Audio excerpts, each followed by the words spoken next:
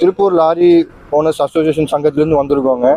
இப்போ பார்த்தீங்கன்னா நாங்கள் வந்து திருப்பூர்லேருந்து டெய்லியும் வந்து எக்ஸ்போர்ட் கூட்ஸ் பெட்டி ஏற்றிட்டு ஒரு 200 வண்டி பக்கம் வந்து திருப்பூர்லேருந்து தூத்துக்குடி சிஎஃப்எஸ் கஸ்டம் சிஎஃப்எஸ் வந்து இறக்கிட்டு இருக்கோங்க. முதல்ல வந்து ஓப்பன் வண்டியில் வந்துட்டு இருக்கோம். ஓப்பன் வண்டியில் வரும்போது வந்து பாய் முடிச்சு லோடுமேன் சப்போர்ட் பண்ணிட்டு இருப்பாங்க. அந்த டைமில் டீ காசுங்கிற பேரில் வந்து ஒரு 50, 20, 50ன்னு கொடுத்துட்டு இருந்தது வந்து நாளடைவில் 100, 200, 300ன்னு மாதிரி இப்போ ஒரு வண்டிக்கு வந்து 1000 ரூபா 2000 ரூபா கொடுத்தா தான் வண்டியை வெளியே விடுவான்ட்டு வண்டி உள்ளே பிடிச்சி வச்சுக்கிறாங்க. அதேமாதிரி வண்டி வெளியே எடுக்கணும்னு சொன்னால் வந்து வண்டி வெளியே போகக்கூடாதுன்ட்டு உள்ளே நிப்பாட்டி வச்சுக்கிறாங்க. இதை வந்து நம்ம வந்து கஸ்டம்ஸ்லேயும் கம்ப்ளைண்ட் பண்ணியாச்சுங்க. கஸ்டம்ஸில் கம்ப்ளைண்ட் பண்ணதுக்கு நீங்கள் கொடுக்கணுங்கிற அவசியம் இல்லை அப்படிங்கிறாங்க. ஆனால் இது யார்கிட்ட போய் கம்ப்ளைண்ட் பண்ணால் எங்களுக்கு தீர்வு கிடைக்குங்கிறது தெரியல. உள்ளே இருக்கிற மொத்தமாக வந்து ஒரு 18 சிஎஃப்எஸ் இருக்குது. 18 சிஎஃப்எஸ்லையும் நம்ம போய் சர்க்குலர் கொடுத்துட்டோம். இனிமேல் வந்து இந்த மாமூலுங்கிற பேரில் வந்து இறக்கக்கூடிய லாரி ஓனர்ஸ் மேலேயும் லாரிக்காரங்க மேலேயும் திணிக்காதீங்கிற தகவலை வந்து சிஎஃப்எஸ் காரங்க கிட்ட நம்ம கொடுத்துட்டோம். ஒரு 5ஆம் தேதி வரைக்கும் நாங்கள் டைம் கொடுத்துருக்கோங்க. 5ஆம் தேதிக்கு மேலே வந்து நாங்கள் வந்து மாமூலுங்கிற பேரில் வந்து இறக்கக்கூலி கொடுக்க மாட்டோம் அப்படிங்கிறத வந்து தகவல் கொடுத்துட்டோம்.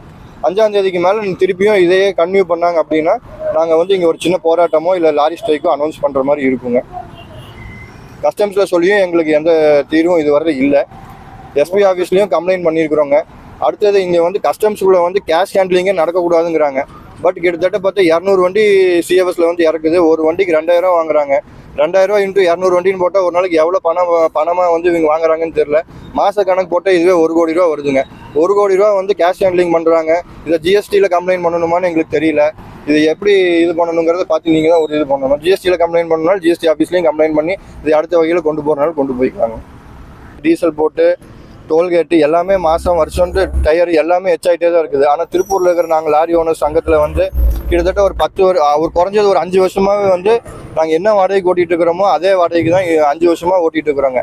இந்த சூழ்நிலையில் வந்து இவங்க வந்து பார்த்தோம்னா மாதம் 200, 300ன்னு கூட்டிகிட்டே போயிட்டு இருக்கிறாங்க. நாங்கள் கொடுக்கணுங்கிற அவசியமே கிடையாதுங்க. ஆனால் இவங்க உள்ளே வண்டி லாக் பண்ணி வச்சுட்டு ஒரு அராஜகம் மாதிரியும் ஒரு வழிப்பறி மாதிரியும் உள்ளே நடந்துட்டு இருக்குதுங்க சிஎஃப்எஸ்குள்ளே. இதுக்கு வந்து அரசாங்கமும் மக்களும் தான் இதுக்கு ஒரு தீர்வு எங்களுக்கு ஏற்படுத்தி கொடுத்தணுங்க. திருப்பூர்ல இருக்கிறவங்க குமரேஷ் சங்கத்து பேர் திருப்பூர் எக்ஸ்போர்ட்